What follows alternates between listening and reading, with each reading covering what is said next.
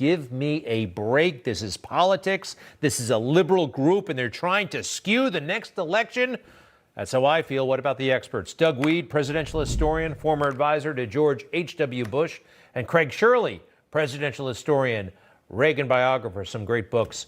Gentlemen, what do we think here? I am outraged. Doug, first to you. Yeah, they not only want to shut him up, they want to put him in jail. This is very close to Putin killing, murdering his political opponents. We do it our way through the media and big tech and through the courts, through prosecutors. This is really scary. They hate him.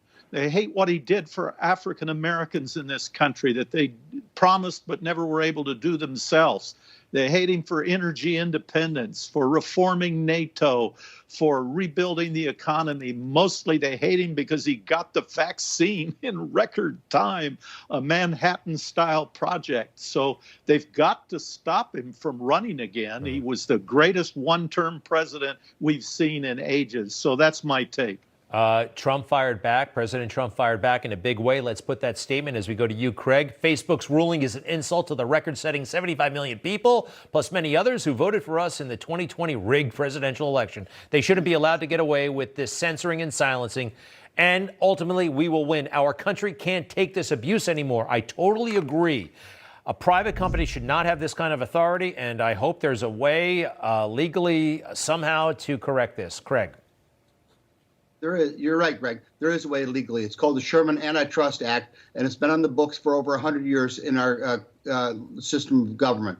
The government has stepped in before when a corporation got too big and too oppressive and shut them down, whether it was aluminum companies after World War II or the big three or oil companies, what have you. But Facebook clearly is too big for its britches. It needs to be broken up under the Sherman Antitrust Act. Because it's clearly a violation of the bigness that is evident in America today. Yeah, Facebook is so big right now. Look, imagine if Thomas Edison, he invented the light bulb.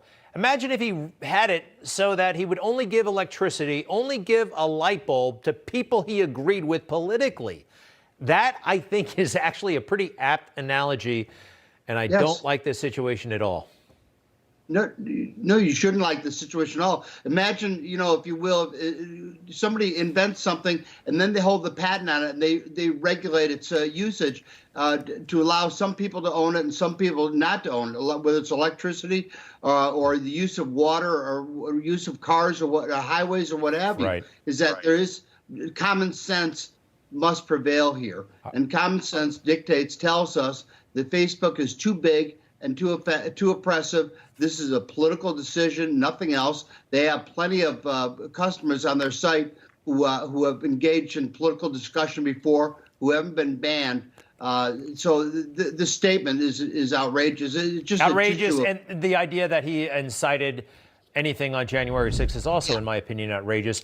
Hey, we got to talk about tomorrow, I believe, is the anniversary of D-Day, and that's pretty amazing. And by the way, the subject of well, you worked for George H.W. Bush, of course, a very famous veteran of World War II.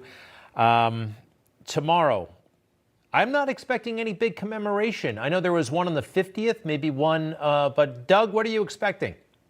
Well, maybe Kamala Harris will say, have a good weekend. Don't know. Happy Friday, everybody. Happy Saturday. What troubles me is that the young people don't know about this history. The young people in South Korea don't know about the Korean War and the Americans who lost their lives trying to bring them freedom. And my wife's French. When they had the 75th anniversary of D-Day, there were all these movies on television about it in France, and the young people of France were stunned. What's this? They didn't know that Americans and English had died and bled on the beaches of France to bring them liberty. So it's a shame that we've lost the history. Well, they can at least watch Saving Private Ryan if they don't want to read any books about it, which is an amazing well, the first 20 minutes are pretty amazing. Then it gets a little cheesy in my book and somewhat unrealistic. But all right, gentlemen. Hey, I do think I got two things here. Donald Trump, going back to the Facebook issue for a moment, He's very funny. He uses humor like nobody else. And there's Zuckerberg in the Oval Office with Donald Trump.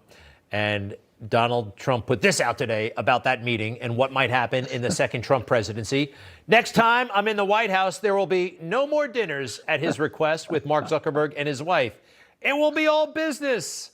I love that. Greg, I do think he's coming back. I think he wants to. I think he wants to too. Look, at the present time, the Republican Party is Donald Trump's, like it or not. And if he runs, he will most likely be the nominee. Yeah. And you've got to give him at least a 50-50 chance of defeating Joe Biden in the next presidential election. All right, Craig, Doug, I have to leave it there. But as we go to break, that picture reminded me of something. Can I see it one more time? There's Donald Trump with Mark Zuckerberg in the Oval Office. Look at the way Mark's looking at him. I don't know if I like this man. He talks a little bit like that. And then next, when he saw Obama, look at them. They're going off for a bros weekend somewhere. Hey. Anyway, you can tell. You can tell. There it is. That's all you need to know. It's all there. The bias.